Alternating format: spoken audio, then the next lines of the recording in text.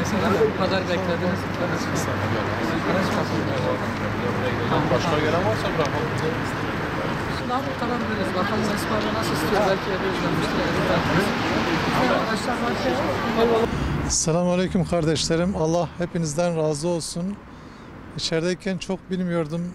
Dışarıda çok kardeşimiz duyarlılık göstermiş. Allah hepsinin hayrını kabul etsin.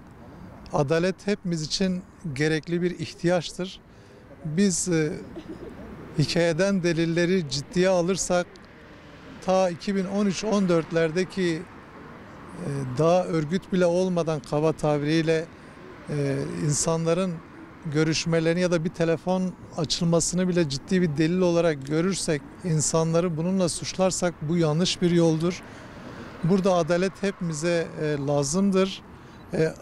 Türkiye'deki adalet sorununun olduğunu bir kere daha kendim de içeride görmüş oldum.